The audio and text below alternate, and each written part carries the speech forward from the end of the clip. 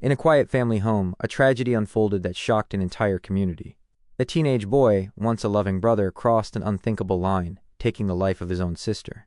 How did an ordinary family find itself at the center of a horrifying crime? This is the story of obsession, hidden turmoil, and a deadly betrayal. The Whitman family lived in a modest but well-kept home in Cedar Hills, a suburb known for its quiet streets and close-knit community. Thomas and Elaine Whitman worked long hours. He in logistics, she as a nurse. But by all accounts, they were loving parents who wanted the best for their children. 17-year-old Michael Whitman, tall and shy with a mop of dark hair, had a reputation as a reserved but polite student. His teachers described him as bright but disengaged, spending much of his time sketching in notebooks or scrolling through his phone rather than socializing. 14-year-old Emily, his younger sister, was the opposite, outgoing, athletic, and surrounded by friends. She played soccer, volunteered at the local animal shelter, and dreamed of becoming a veterinarian. She was always smiling. I'd see Emily walking the dog, waving at everyone.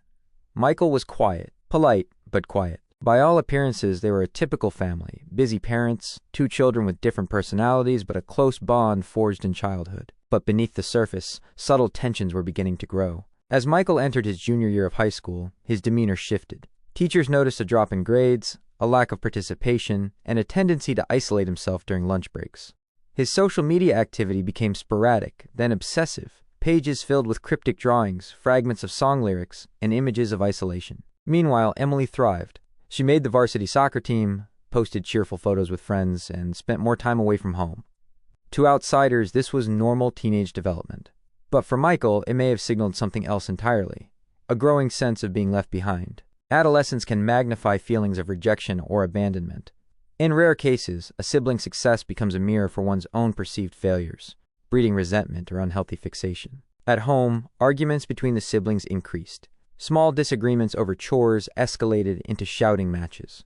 Elaine, working double shifts at the hospital, sometimes came home too exhausted to mediate. Thomas, away on business, assumed the conflicts were typical teenage squabbles. We just thought it was normal sibling rivalry. You never imagined it could turn violent. Yet Michael's writings hinted at something darker.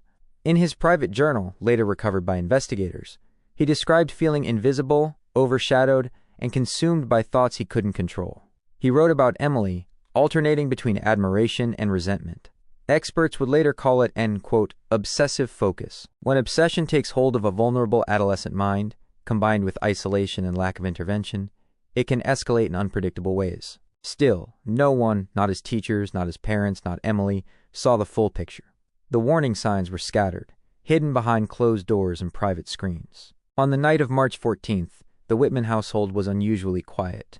Thomas was away on a work trip. Elaine had returned from the hospital exhausted and gone to bed early. Emily, in her room, texted with friends about an upcoming soccer game. Michael was alone downstairs, scrolling through his phone. What happened next would later be pieced together from forensic evidence, digital records, and Michael's own statements. According to investigators, sometime after midnight, Michael retrieved a kitchen knife and went upstairs. In Emily's room, the confrontation turned deadly. Within minutes, the sister who had shared his childhood secrets lay mortally wounded. Michael dialed 911 himself, his voice trembling as he told the dispatcher there had been an accident. "I hurt my sister. Please send help." Paramedics arrived within minutes, but Emily could not be saved. She was pronounced dead at the scene. Michael was taken into custody without incident. "I saw the ambulances and thought maybe someone was sick. When we heard what happened, no one could believe it. A quiet street became a crime scene. A family was shattered, and a community was left asking, how did it come to this?" In the hours following the 911 call, detectives from the Cedar Hills Police Department began the painstaking work of piecing together what happened inside the Whitman home. Although Michael had confessed to harming his sister, investigators needed to understand motive, sequence of events, and whether there were other factors at play. We treated it like any homicide. Even though the suspect was a family member and a minor, our job was to gather facts, not assumptions. Forensic teams documented the scene. Photographs, fingerprints, blood spatter analysis, and the recovered weapon. They collected Michael's phone and laptop, hoping to find clues about his mindset leading up to the crime. What emerged was a disturbing portrait of a young man spiraling into isolation. His journal entry spoke of jealousy, despair, and a fixation on Emily's life, a fixation that blurred into resentment. Sibling homicide by adolescence is rare, but when it occurs, it's often the culmination of unresolved anger, mental health struggles, and lack of intervention. In Michael's case, all three appear to have intersected. Michael was interviewed in the presence of a juvenile advocate and legal counsel. According to police reports, he was calm but tearful, repeating that he didn't know why he had done it. Within 48 hours, prosecutors filed a petition to charge Michael with second-degree murder, citing premeditation evidenced by his writings and the retrieval of a weapon. Because of the severity of the crime, they sought to try him as an adult. The case ignited debate in Cedar Hills and beyond. How should the justice system handle violent crimes committed by juveniles? Could this tragedy have been prevented? 10 months after Emily's death, the trial of Michael Whitman began in County Superior Court. Security was tight, and the gallery filled with journalists, local residents, and victim advocates. The prosecution presented a detailed timeline of the crime, highlighting Michael's journal entries, online searches, and the sequence of events on the night of March 14th. They argued that although Michael was a minor, his actions showed clear intent. This was not an accident. It was a deliberate act carried out with forethought. The defense acknowledged the killing, but urged the court to consider Michael's age, mental health, and lack of prior criminal history.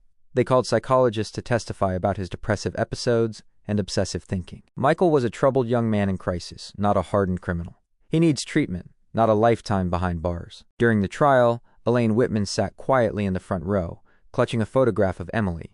She declined to speak to the press but submitted a victim impact statement read aloud by a prosecutor. "I have lost my daughter and in many ways my son. There are no winners here." After 3 weeks of testimony, the jury deliberated for 2 days. They found Michael guilty of second-degree murder. Because he was 17 at the time of the crime, sentencing guidelines allowed for a reduced term with eligibility for parole. Michael Whitman, you are hereby sentenced to 25 years in prison with the possibility of parole after 15. The verdict drew mixed reactions.